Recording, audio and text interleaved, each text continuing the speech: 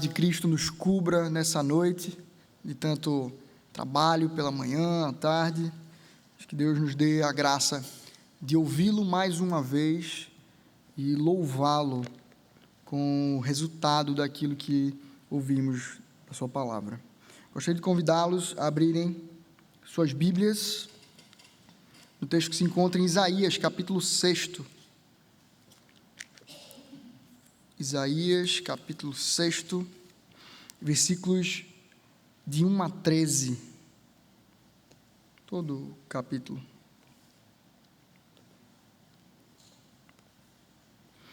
Isaías, capítulo 6, versículos de 1 a 13. Diz assim a palavra do Senhor. No ano da morte do rei Uzias, eu vi o Senhor assentado sobre um alto e sublime trono, e as abas de suas vestes enchiam o templo.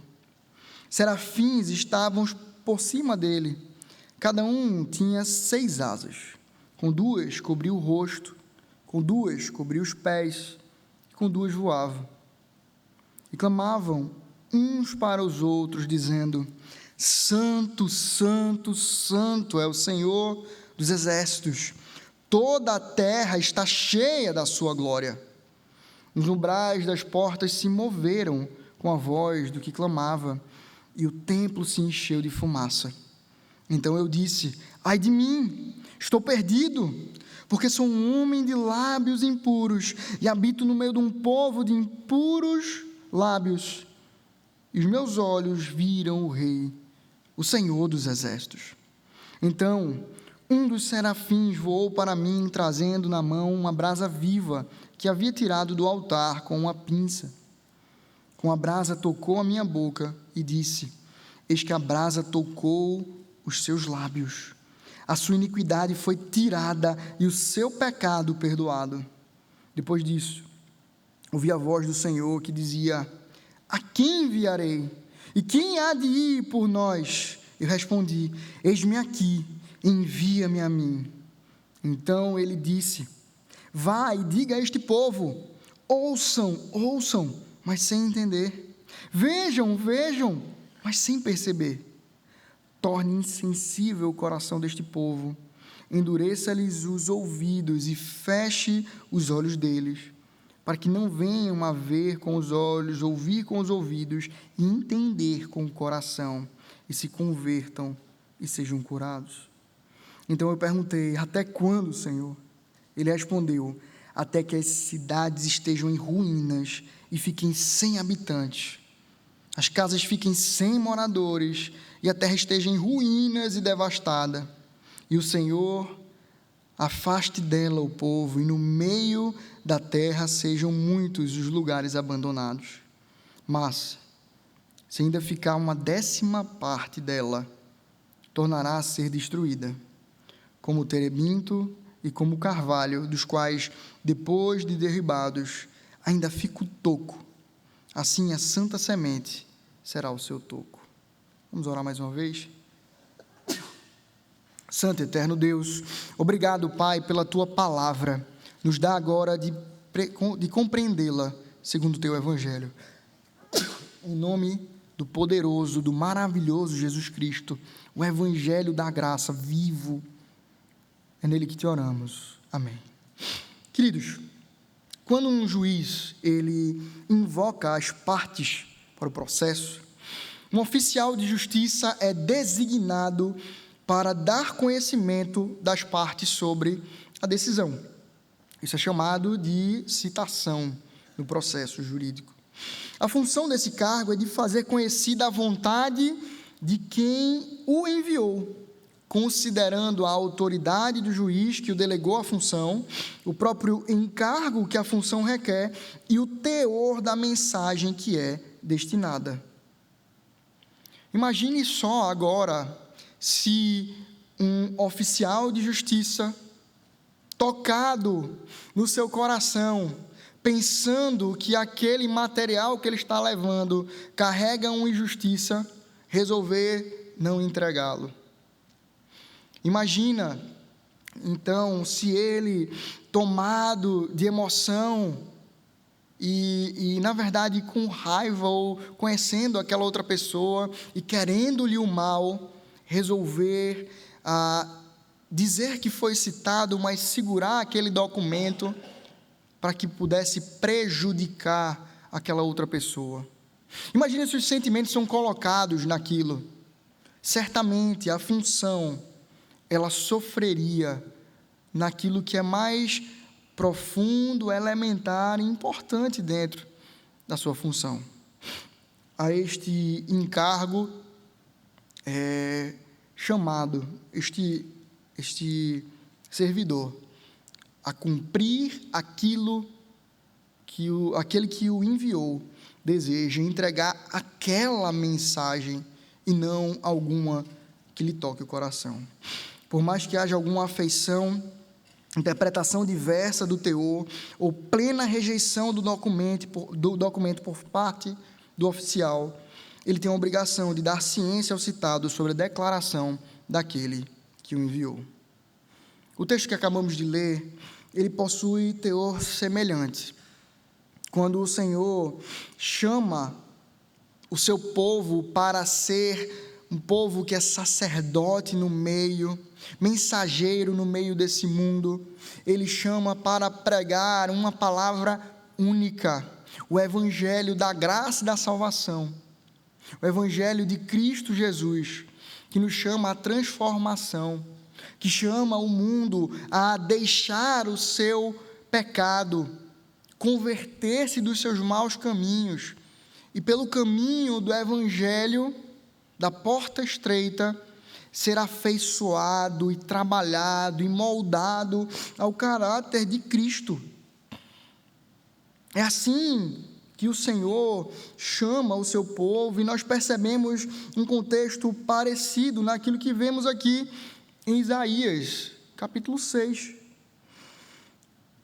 O Senhor chama Isaías para falar ao povo de Deus. Ele chama o seu ungido, o seu profeta, para dar ciência a Israel de que o povo tem se levantado contra o Senhor, e por isso o Senhor virá pesar a sua mão. Esse documento trata de uma compilação de diversas visões e profecias do profeta, de acordo com o seu ministério. Quando o profeta se apresenta, ele se apresenta como filho de Amós. Essa constatação aponta para o fato de que ele era uma figura importante na sociedade judaica, tendo possivelmente influência na corte real. A tradição rabínica vai considerar que Amós, pai de Isaías, era irmão do rei Amazias, rei de Judá, antecessor e pai de Uzias, citado no próprio texto. Porém, as Escrituras, elas não nos dão essa convicção na afirmação. O nome do profeta Isaías decorre da mesma raiz de Josué, que é a mesma raiz do nome Jesus, que significa o Senhor salva. Sobre essa combinação do nome, a gente percebe um contexto onde o Senhor, através dessas visões, vai mostrando ao seu povo que, por mais que a sua mão pese, a salvação disponível pelo próprio Senhor, pela semente santa, por Cristo Jesus. Alguns comentaristas e bons teólogos vão chamar esse texto de o profeta evangélico, porque no meio de todo o caos ele trata sobre salvação no meio de Judá.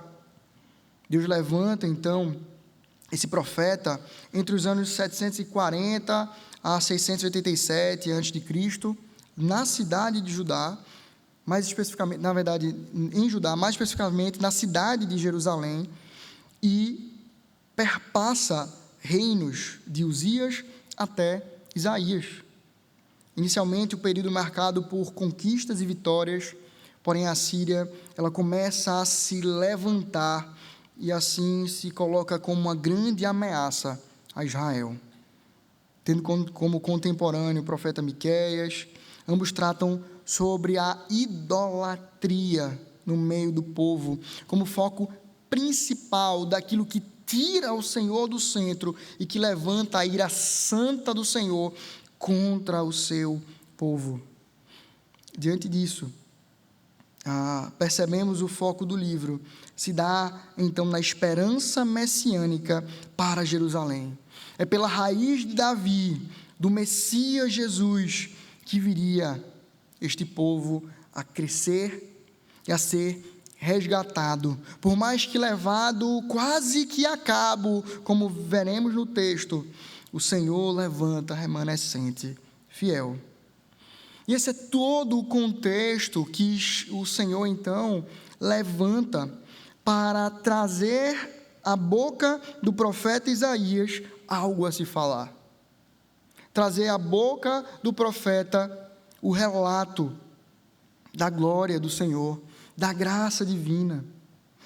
No meio de um tempo de caos, quando vemos abrirem-se os versículos do capítulo 6, falando sobre uma vacância no reinado em Judá, percebemos então o Senhor se colocando no seu alto e sublime trono e chamando ao anúncio da sua graça e do seu favor. É por isso que eu gostaria então de tratar com vocês essa noite, nesse texto, sobre o seguinte tema: recados para ganhadores de alma.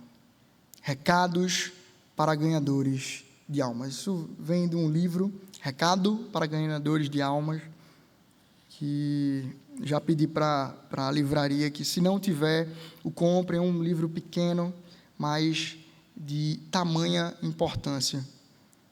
Ele foi muito útil na minha caminhada no pastoreio, e gostaria aqui então de homenageá-lo, trazendo o tema do nosso sermão: recados para ganhadores de almas.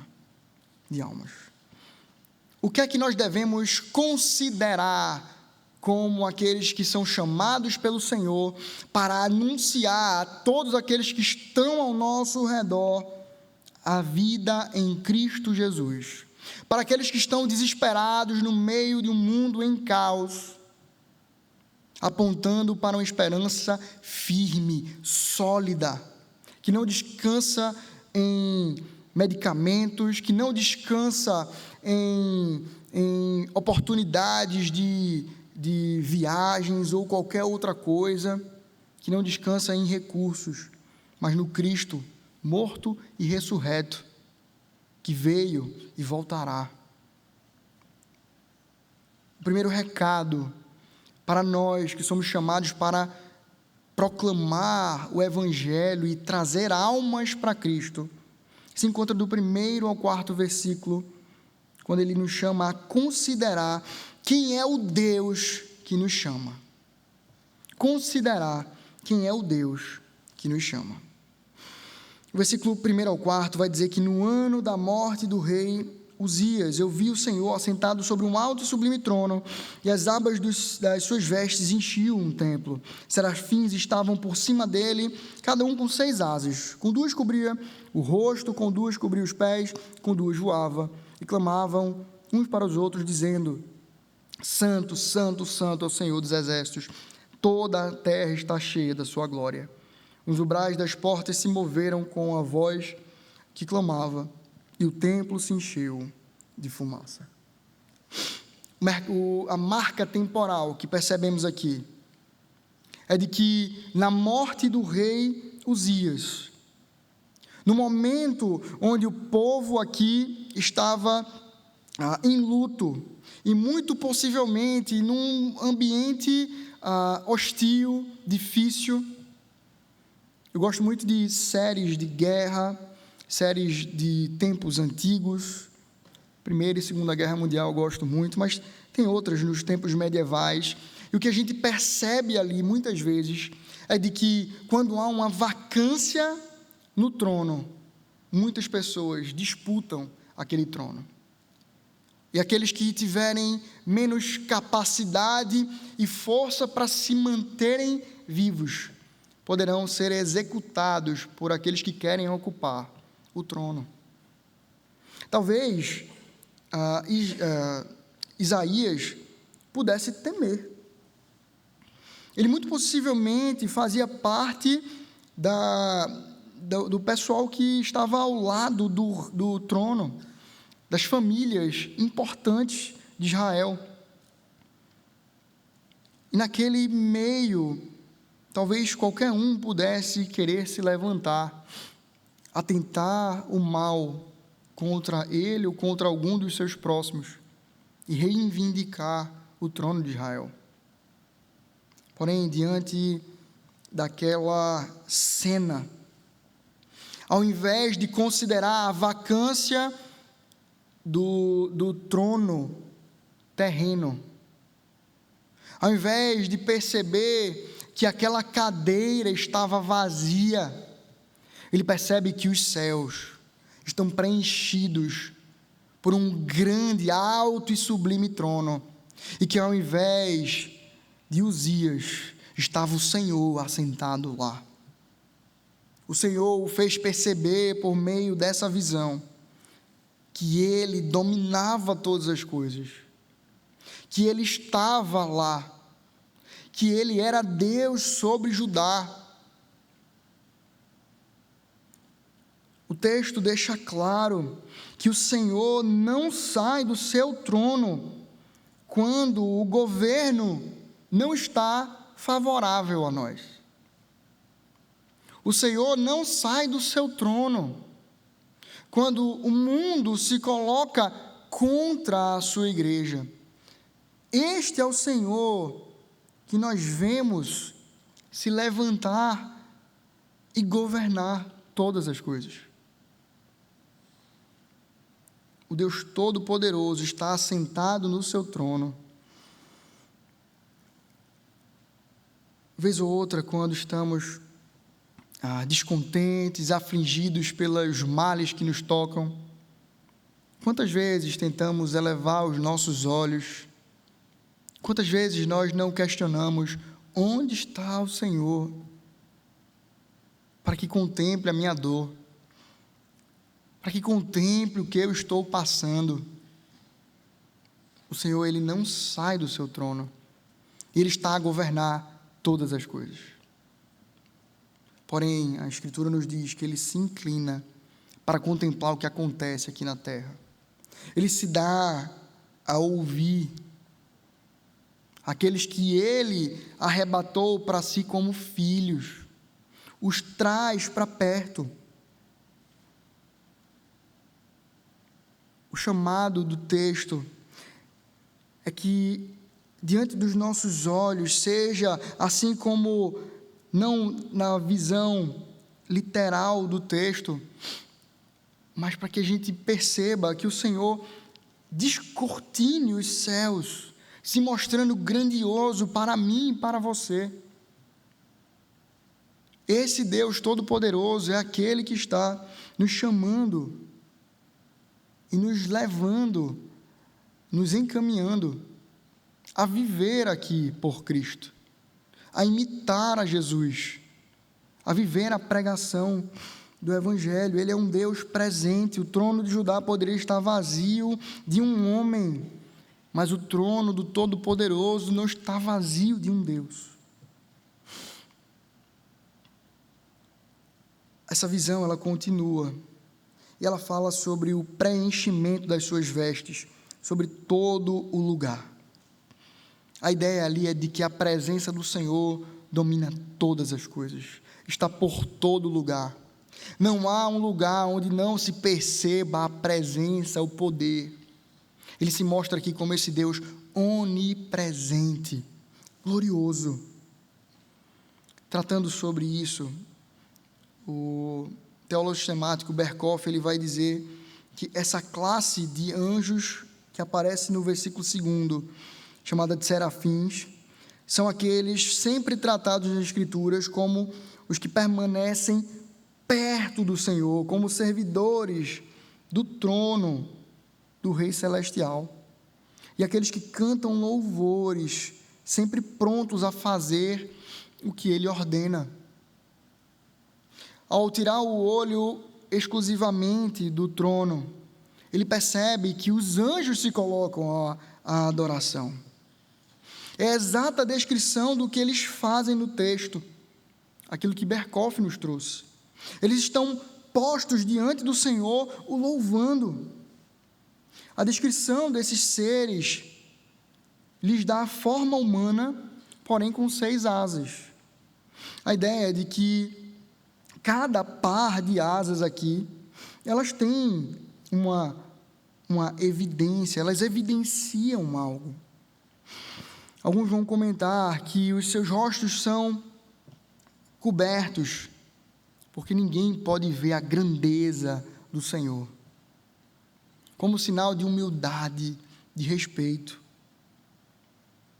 Com 2, eles cobriam os pés, e a ideia é de que o serviço deles não era perceptível, na ideia de que eles não queriam se envaidecer, ou não davam margem para envaidecer-se com os seus serviços, e com 2 executavam o voo, estavam em prontidão para servir ao Senhor. Essa é a imagem dos céus, a contemplar o Senhor e o servir, entendendo quem Deus o é. E no versículo 3 vem o canto. Santo, santo, santo é o Senhor dos exércitos, toda a terra está cheia de sua glória. A repetição da palavra santo, santo, santo traz uma ideia de destaque, de santíssimo é o Senhor. Todo santo Ele é. O estudo do ser de Deus e dos seus atributos define a Deus como a plenitude de seus atributos, sendo eles aqueles que são comunicáveis ou não. Ou seja, aplicável a essa afirmação: Deus é a plenitude de toda a santidade. Eu gosto de quando a gente vai ouvir ou ler a Confissão de Fé de Westminster, e toda vez que a gente vai tratar sobre um assunto mais difícil, por exemplo, sobre predestinação, sobre os eternos decretos de Deus, os nossos irmãos e pais na fé, eles foram muito cuidadosos e criteriosos e sempre colocam elogios ao Senhor enquanto estão escrevendo, dizendo: o muito sábio Senhor, o tão santo Deus. E Ele não é pura e simplesmente alguém que é santo e ponto, alguém que é puro e ponto. Ele é a definição e a amplitude maior de toda e qualquer característica que Ele mesmo tem. É a esse Deus que estamos recorrendo. Quando falamos que este Deus é o Deus Todo-Poderoso, nós não estamos dizendo que existe outro como Ele, mas Ele é todo o poder disponível. Não há quem se coloque em pé de igualdade, em revanchismo contra o Senhor, contra o nosso Deus. Quando nós observamos o Senhor Santo, quando vemos Ele como a plenitude da santidade, o convite da Escritura é fazer assim como Pedro, o apóstolo, faz. 1 Pedro 1,16 afirma: sede santos porque eu sou santo.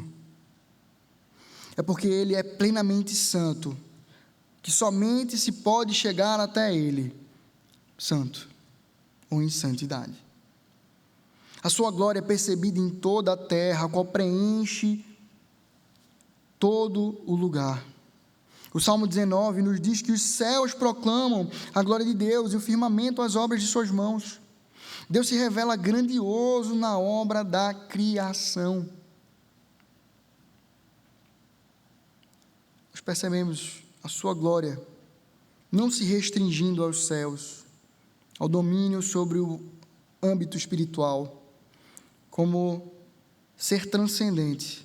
A glória do Senhor perpassa os céus e é observada na terra. Isso vai totalmente de encontro à filosofia ou à cosmovisão deísta que afirma que Deus não é imanente, ou seja, Deus não intervém na história. Muito pelo contrário, o Senhor se põe na história. Ele não é preso ao Cronos, mas ele está no Cronos. Ele não é preso a essa estrutura, mas ele se coloca junto a nós. E o versículo 4 traz uma outra curiosidade interessante. Ele diz que ao som do louvor ao Senhor, diante de toda essa glória e santidade, nem mesmo o firmamento alcança firmeza. As bases do limiar são abaladas pela adoração ao Senhor. Nas Escrituras, quando Filipe impele a Cristo para mostrá-los o Pai, ele afirmou: quem me vê a mim, vê ao Pai. O escritor de Hebreus define Cristo, em seu primeiro capítulo, como o resplendor da glória e a expressão exata do ser de Deus. Paulo, em Colossenses, nos diz que Ele, Cristo, é a imagem do Deus invisível, o primogênito de toda a criação. Como Deus, Cristo é um Deus presente, a ponto de aparecer ao longo da história, junto ao seu povo, ao ponto de encarnar em forma humana, vivendo presente entre nós, de deixar a sua glória vir, ressurgir aos céus, passar um tempo conosco e deixar o seu Santo Espírito presente no coração de todo aquele que neles crê, e de estar espiritualmente presente no meio da comunhão do seu povo. Como Deus, Cristo é um Deus santo, que viveu dignamente diante do Pai, nos emprestando a sua santidade através do seu sacrifício. Como Deus, Cristo é um Deus digno de toda a adoração, porque dele, por meio dele e para ele são todas as coisas, a ele pôs a glória eternamente. Amém. O primeiro pilar do pensamento pós-moderno, ele permeia o nosso século, é o pluralismo.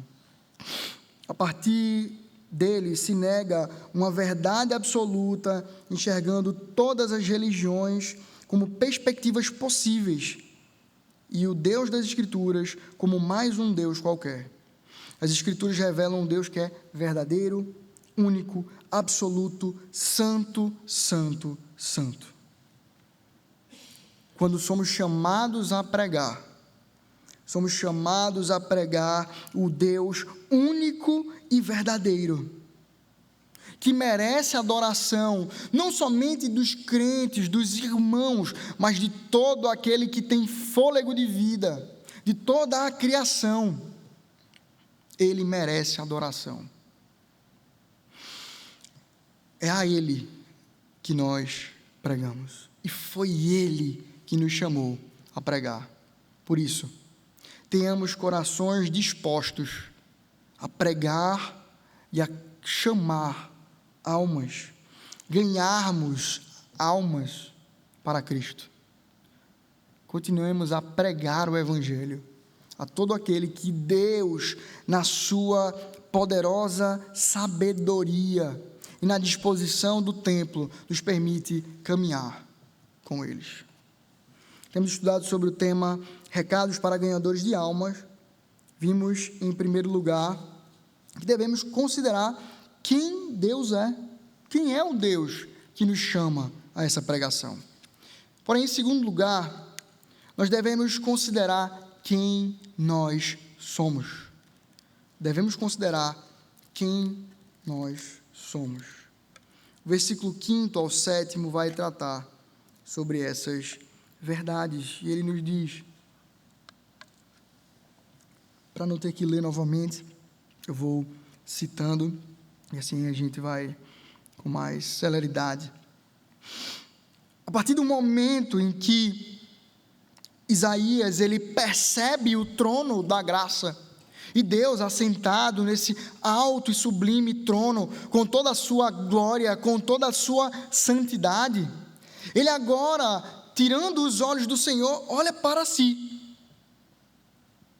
E quando ele olha para si mesmo, o que ele contempla ali não lhe agrada. Ele não olha para si com o status de soberba, dizendo assim: eu pude ver o trono do Senhor. Quem como eu pôde ver isso aqui? Talvez meu nome esteja entre os grandes, como Moisés, que viu a glória do Senhor e precisou colocar um saco na sua cabeça. Muito pelo contrário. Quando Isaías percebeu a grandeza do Senhor e olhou para si, se percebeu ali à frente do Senhor, ele vê a sua pecaminosidade, ele vê o seu pecado, ele se vê feio, inadequado diante do Senhor. E o que ele fica é atemorizado, desesperado. As suas palavras são: ai de mim, eu estou perdido. É assim que ele se encontra quando percebe a grandeza e a santidade do Senhor.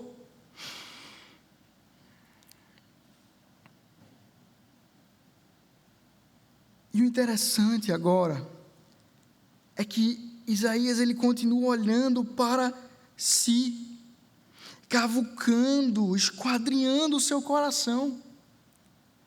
E após ver esse impedimento, ele vai talvez tentar buscar uma resposta a essa inadequação.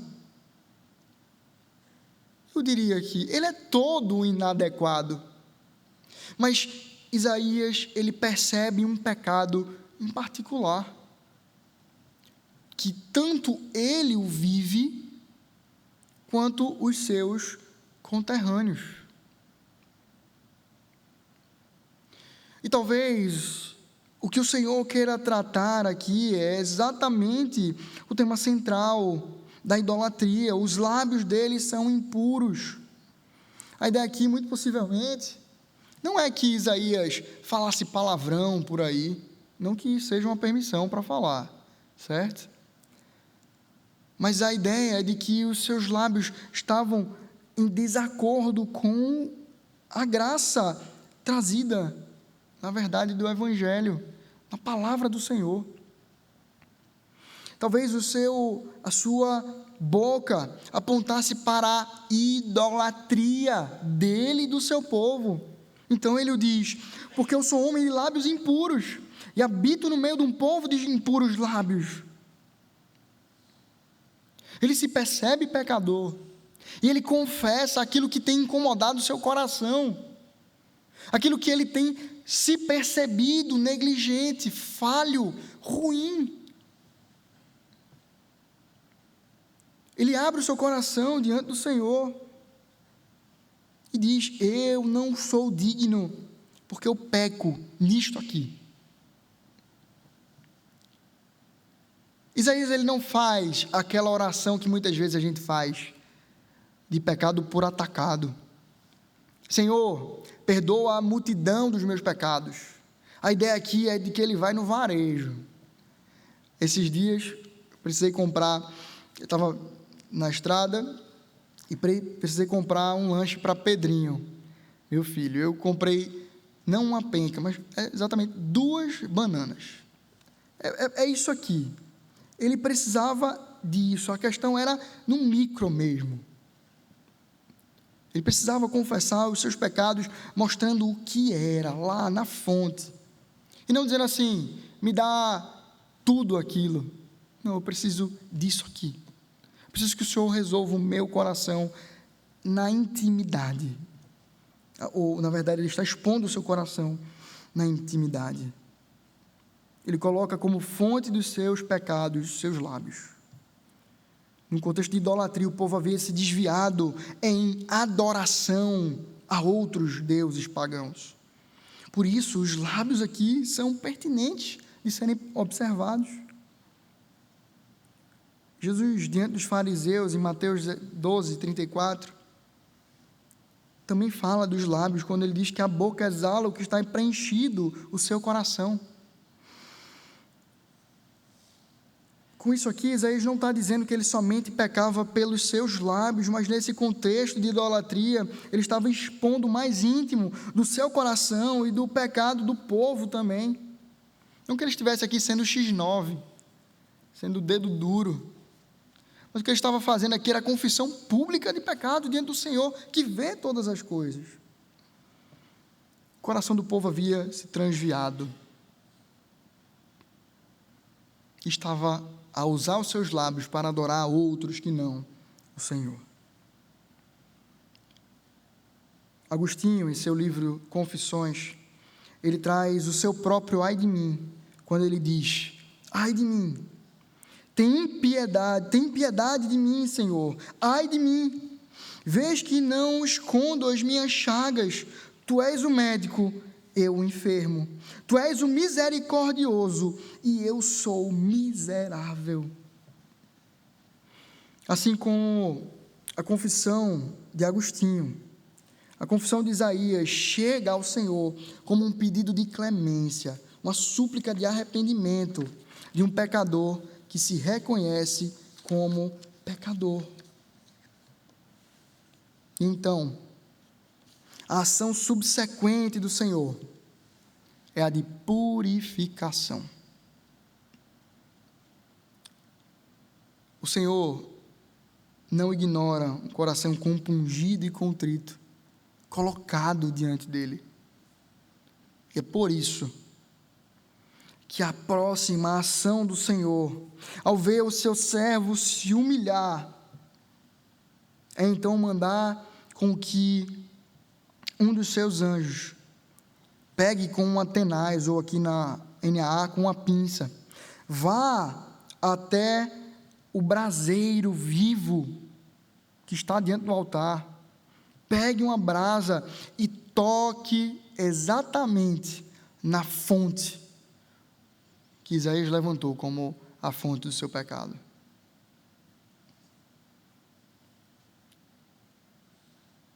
Essa brasa toca naquilo que Isaías levanta como a oposição do seu coração, do mais íntimo do seu coração ao Senhor.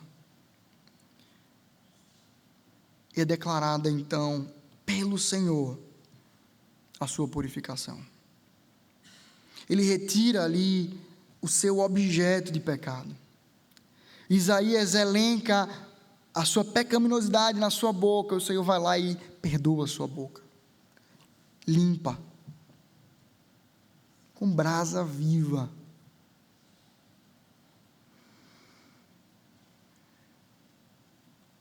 E talvez a ideia é que pareça de que por conta do arrependimento houve um merecimento. Porém, a palavra traduzida por tirada faz sentido com o fazer desviar o furor. Deus, quando perdoa, Ele desvia o seu furor contra a nós. O Senhor desviou sua ira do seu servo, livrando-o da condenação eterna do seu pecado. Esse texto nos mostra o quanto somos indignos da presença de Deus. Paulo Romanos vai nos dizer: todos pecaram e carecem da glória de Deus. Ainda mais, ele nos diz: não há um justo, um só sequer. Não há homem nenhum com mérito próprio para chegar-se até Deus, mas precisamos chegar humildes ao Senhor. Cristo nos aponta o caminho de santificação, do purificado.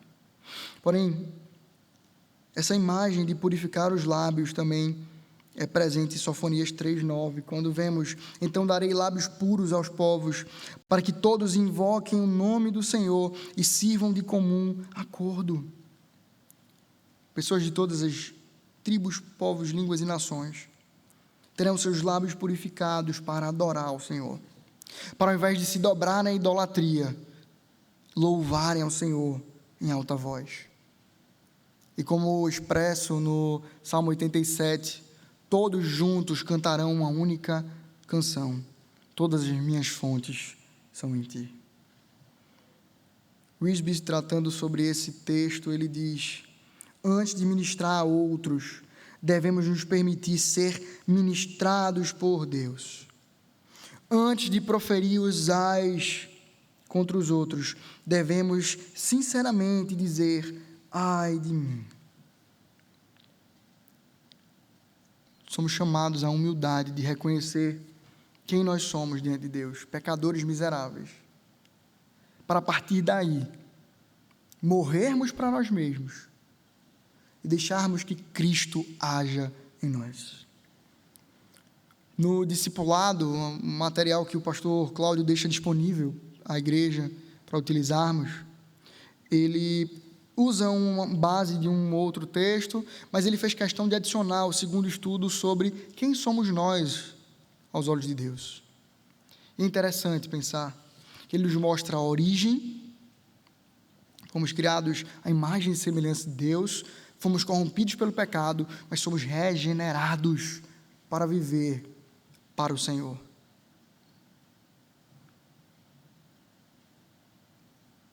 O regenerado, ele precisa saber da natureza do seu coração, reconhecer os seus pecados e se entregar para ser purificado ao Senhor. Mais uma vez, neste mundo pós-moderno, outro dos seus pilares é a privatização. Ela faz menção de que as crenças religiosas precisam ficar em suas esferas privadas, sendo de foro íntimo. A ideia seria assim: pode pregar tranquilamente dentro das quatro paredes da sua igreja, mas não traga a igreja para a baila pública. Não queira acusar pecados aí fora de pessoas que não se consideram pecadoras. A Escritura nos chama assim, observarmos que o Senhor criou todos os homens e os chama para serem adoradores dele. E por isso, precisamos, sim, entendermos que não somos nada diante do Senhor, chamarmos como mendigos outro mendigo para comer pão. Chamarmos outros que carecem tanto quanto eu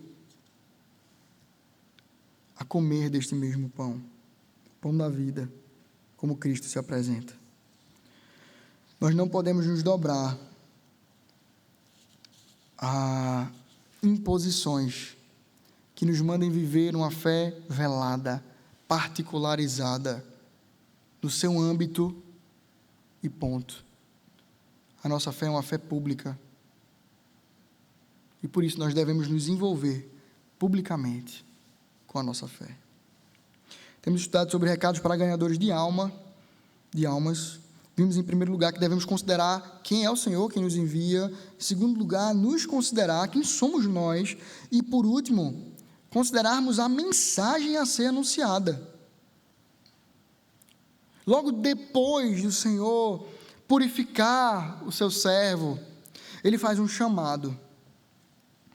O Senhor diz: quem eu enviarei? Quem há de ir por nós? E o texto nos diz que prontamente, não há uma reserva, não há uma hesitação, prontamente, talvez como que de supetão ali, sabe quando você dá uma resposta na empolgação e nem pensou direito? A pessoa lhe chama: rapaz, vamos para um churrasco sábado. Sim, vamos. Aí depois você pensa: eita, tenho que ver com a Ana Paula se a gente não vai ter nada no sábado. A ideia é como se para ele não houvesse outra coisa, outra resposta, que não se entregar cabalmente, integralmente ao Senhor, o chamando, e ele dizendo: eis-me aqui, eu estou aqui, presente, Senhor. E talvez a gente pudesse olhar para esse momento e considerar que esse momento, ele poderia encerrar aqui, fecham-se as cortinas e seria como um final feliz. A gente olhar para esse momento e talvez dizer assim, esse é o clímax e vamos parar por aqui. Que gostoso poder responder assim ao Senhor. Porém, o desafio que o Senhor dá vai além. Não para no eis-me aqui, ou viveram felizes para sempre. O texto continua e nos mostra que há um contexto onde essa pregação será pregada. John Oswald, comentando sobre esse texto, ele diz que este chamado nem era diretamente a Isaías, mas ao contemplar a santidade de Deus, ser perdoado e limpo do seu pecado e habilitado para estar diante do Senhor, seu coração se voluntaria e se lança a responder, eis-me aqui. A ideia de que seria um chamado para todo o povo. O Senhor está falando a todos aqueles que o contemplam, mas ele se sente integrado naquilo, compelido a dizer, eu vou. E ele continua. O curioso é que as palavras do Senhor, que ordenou a Isaías, produziram um efeito condenatório. John Oswald continua afirmando que o que está descrito no versículo 9 não é necessariamente que Isaías falaria, mas o efeito causado pela sua pregação. Ao invés do povo se render às bênçãos e ser purificado como ele mesmo foi, seus corações seriam insensíveis. Entenderam por quê? De que talvez a gente quisesse pregar só até o versículo 8 e dizer assim, vamos na bênção. O que está acontecendo aqui é que o Senhor diz, você vai pregar, porém, as pessoas não abrirão os ouvidos, porque eu farei elas endurecer. Eles não terão olhos atentos, porque eu não abrirei os olhos. Versículo 10. Eles não entenderão com o coração e se converterão, porque eu não vou permitir. O que está dizendo é, você vai pregar e as pessoas não vão se converter. Que convite legal, né? Interessante. Talvez o desânimo nos levasse a dizer assim, quero mais não, Senhor. Eu vou falar, as pessoas não vão me ouvir. Eu vou me esforçar. Talvez aqueles que estejam no seminário, os que são pastores, olhem assim, rapaz, eu quero tanto viver um ministério profícuo. Ser alguém como as referências de pastores ao nosso tempo, que pregavam e multidões eram convertidas ao Senhor. Imagina um convite desse para você, do seu ministério. Você vai pregar e ninguém vai se converter. Talvez na roda dos seus amigos, naquele grupo dos mais íntimos ou do grupo da turma, ia começar a se levantar. Rapaz, esse bicho é... Eu não disse que ele não tinha vocação, rapaz. Prega e não dá em nada. Rapaz, o Senhor não está com ele, não. Vê, não tem uma viva alma que foi convertido que diga assim, pastor fulano, entreguei a minha vida a Jesus na pregação de fulano. Esse não é um convite atrativo, né? Mas é o convite que o Senhor fez a Isaías. E que faz a nós? A nos dispor a lançar a semente. A imagem posta a partir desse versículo aqui é exatamente a comparação entre o povo e os ídolos descritos nas Escrituras. O Salmo 115, de 4 a 8, vai nos dizer o seguinte: prata e ouro são os ídolos deles, obras das mãos de homens. Tem boca e não falam, tem ouvidos e não veem, tem olhos e não veem, tem ouvidos e não ouvem, tem nariz e não cheiram, suas mãos não apalpam, seus pés não andam, som nenhum lhes sai da garganta. Tornem-se semelhante a eles os que os fazem e quantos neles confiam. Vejam, meus irmãos, se não é exatamente a descrição feita do povo de Deus por Isaías, não ouvirão. Eles têm se tornado exatamente como os ídolos que têm levantado contra o Senhor na sua adoração. Essa é a tese de J. Cabill no livro Você se torna aquilo que adora. Nesse livro ele exprime todo o conteúdo da idolatria do povo, e que esse comportamento leva Israel à ruína. É a idolatria que destrói ao povo de Deus. É quando esse povo se esquece do Senhor e se apega a qualquer outra coisa que não Ele. Diante disso, o Senhor afirma que um coração rebelde não alcança salvação. Um coração rebelde não alcança salvação.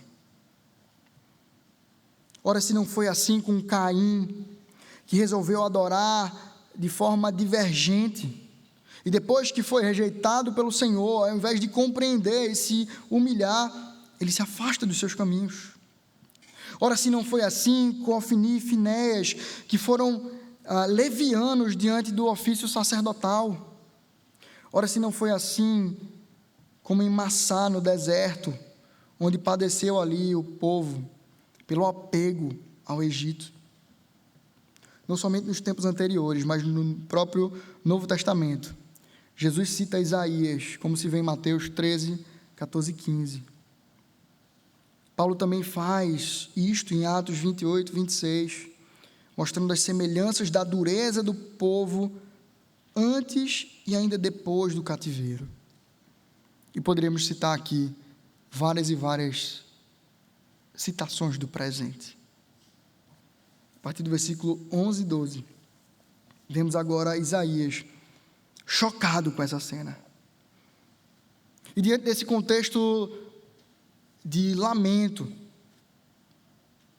ele faz uma pergunta: tá bom, Senhor, eu vou pregar enquanto o povo não vai ouvir, mas até quando? Senhor, eu aguento 3 aninhos ali no começo do ministério, mas depois o Senhor vai fazer bombar, minha igreja vai ter tudo dentro dela, as pessoas vão vir. É assim, né, Senhor? Não vão vir, mas até quando? E o problema persistiu. Ele foi tentar dar uma aliviada, mas não.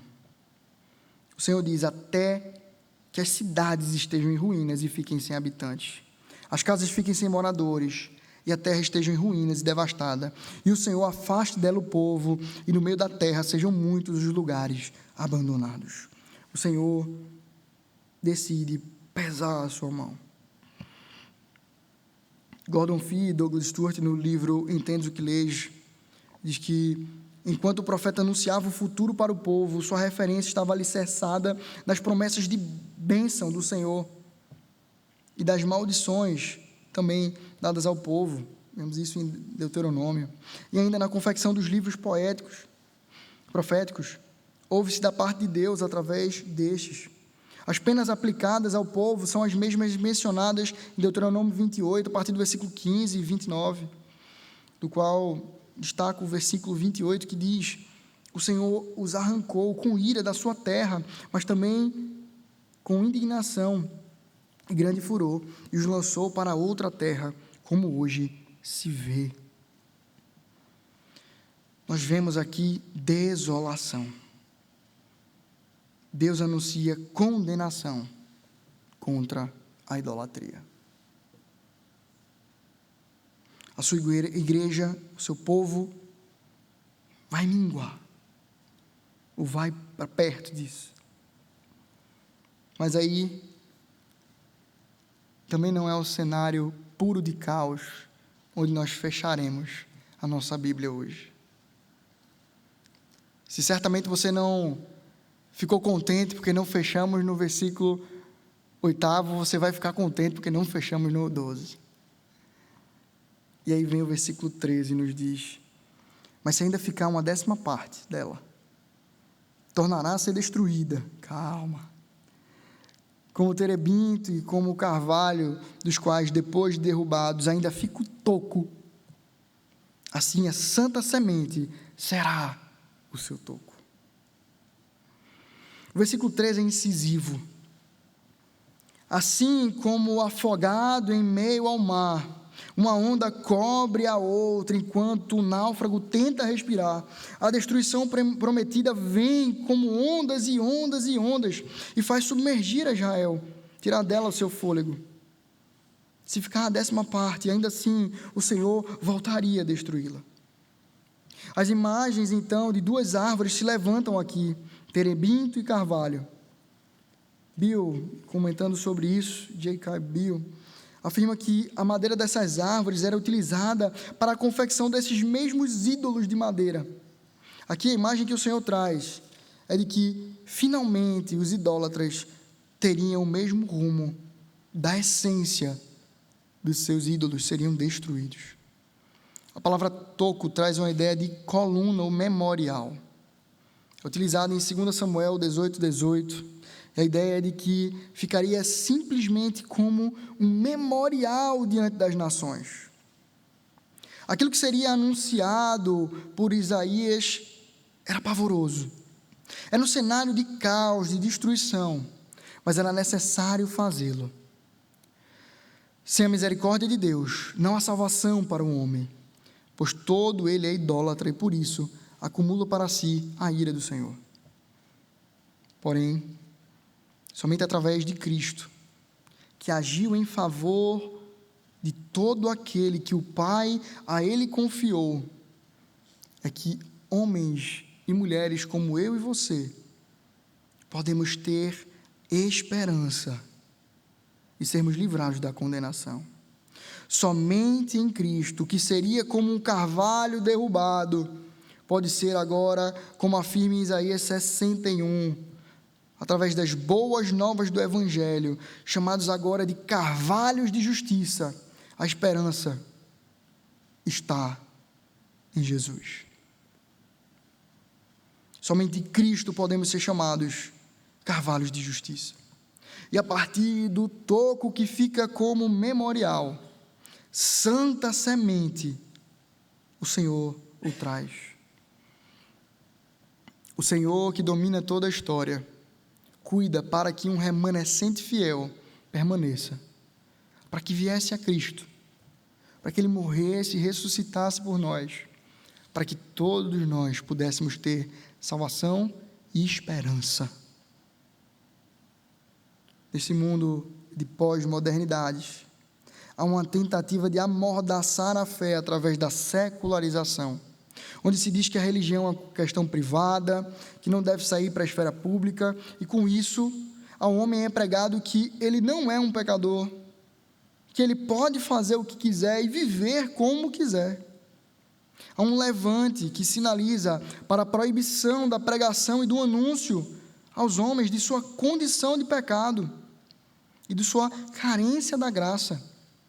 Isaías é chamado a afirmar diante da nação o seu pecado.